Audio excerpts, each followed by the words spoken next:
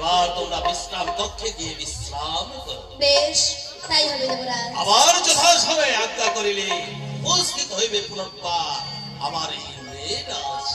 তাই হবে দেবরাজ। তবে আমরা আসি প্রণাম সমস্ত দেবগণের চরণে।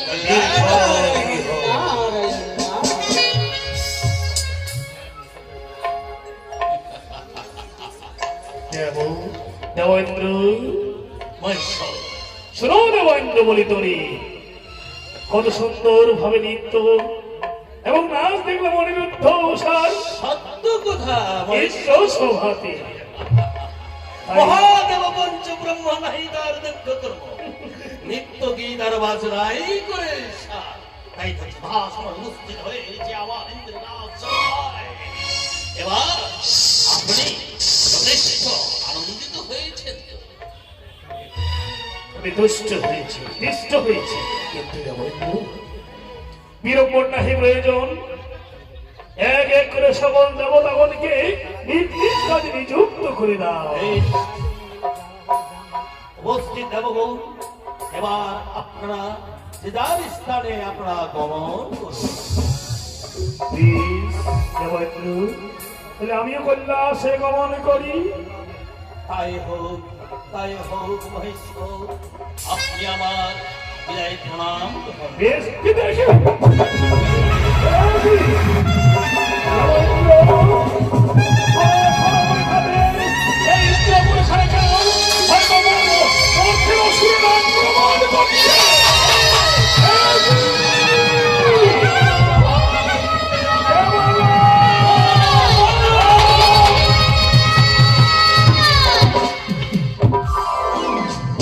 প্রণাম ইন্দ্ররাজ, প্রণাম পিতা। দীর্ঘজীবী হও পুত্রী। এই কি দেবী অকস্মাৎ উপস্থিত হয়েছ আমার এই ইন্দ্রের সভায়? মনে হয় সমস্ত ত্রিভুবন হয়েছে কম্পিত, চারিদিকে সকলে আমরা অজম্বিত। কি হয়েছে যে আমার ইন্দ্রের সিংহাসন তলবল করি? শোনো শোনো ইন্দ্ররাজ, করো কিছু হিতকার, বলিব কথা, না করিবে লালন। দেবী বেশ, প্রকাশ করে বলো দেবী, প্রকাশ করে বলো। ইন্দ্ররাজ, আগে হাতে হাতে করে সত্যতা, তারপর বলবো আমার মনের কথা। কি বললে? হাতে হাতে সত্যতা অঙ্গীকার হতে হবে আবদ্ধ আমায়। মুহূর্তিত বাণীতে তোমার অন্তর বিশ্বাস জাগে না? এই কি বললে দেবী, এ কি বললে? যাহা আমার মুহূর্তিত বাণীতে তোমার অন্তর বিশ্বাস জাগে না, কি করিতে হবে এমন সত্য এমন অঙ্গীকার? ইন্দ্ররাজ, আগে তুমি আমার হাতে সত্যতা করবো, তারপর আমার মনের কথা বলবো। তাই যদি হয় কিবা কারণে উপস্থিত হয়েছে ইন্দ্রনাথ সভায়, হইলাম সত্য। এই দেবী, এবার বলো তোমার অন্তরের কি বাসনা?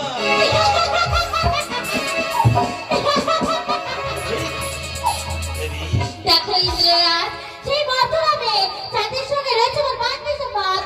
তুমি যদি অনুরোধ আমাকে দূরে দিয়ে পারো, তবে আমি চাঁদের সঙ্গে সাজতে পারবো পাত।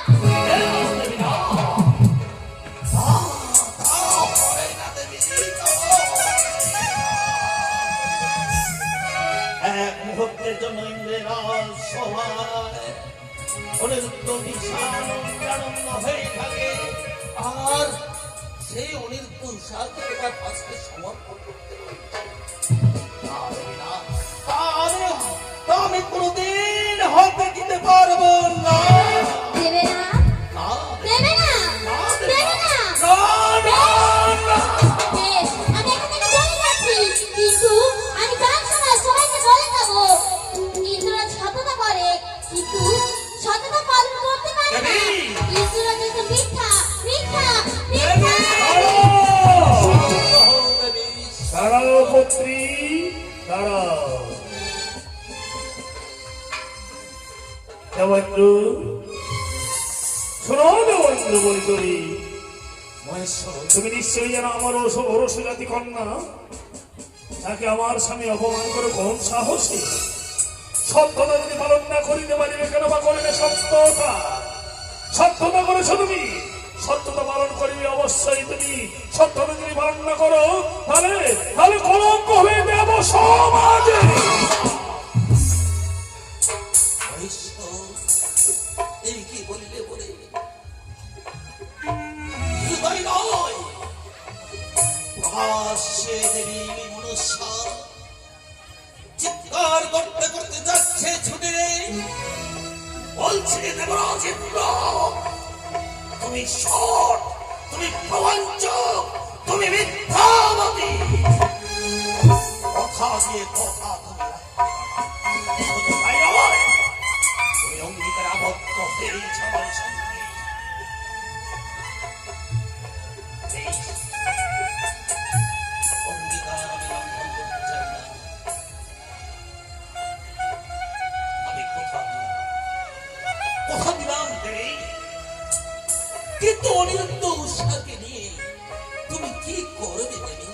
প্রকাশ করে একবার বলো। আর কোন উপায়ে বা তোমার হস্তে আমি সমর্পণ করব?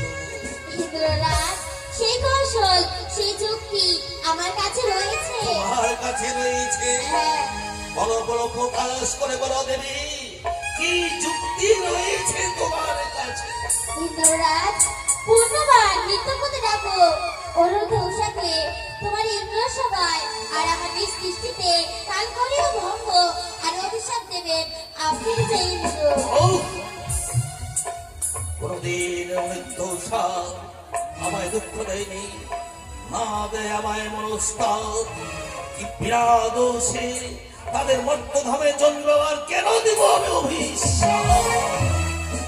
আয় অভিশাপ, জায়গা থাকতে আবার কি আছে? বেশ, আমি যখন অঙ্গীকারে আবদ্ধ হয়েছি দেখি, অঙ্গীকার সত্যবান আমাকে পালন করতেই হবে।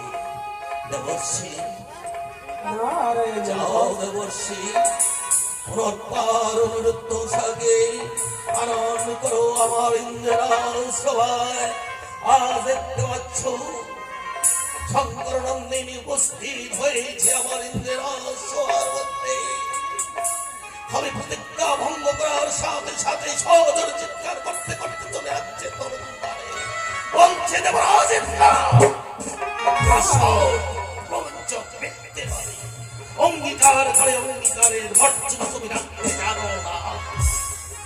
তাই অঙ্গীকারের মর্যাদা রাখতে যা তোমাকে অনুমতি দিচ্ছি। দেবর্ষি, ভালো না নিয়ে এসো, বেশ ঠিক আছে নিয়ে এসো অনিরুদ্ধ উষাকে প্রত্যেক আমার সবার মধ্যে। বেশ দেবী, ক্ষণকাল অপেক্ষা, আর যখন আসবে অনিরুদ্ধ উষা, দেখবে নিত্য, তারপর জায়গা তোমার উপর দৃষ্টি, তোমার ওই লোক দৃষ্টি। অনিরুদ্ধ উষার ভাগ্যে কি আছে আমার জানে। যতক্ষণ পর্যন্ত না আসে ততক্ষণ চলো বৎস, আমরা বিশ্রাম করি। চলো বিশ্রাম করি। বেশ।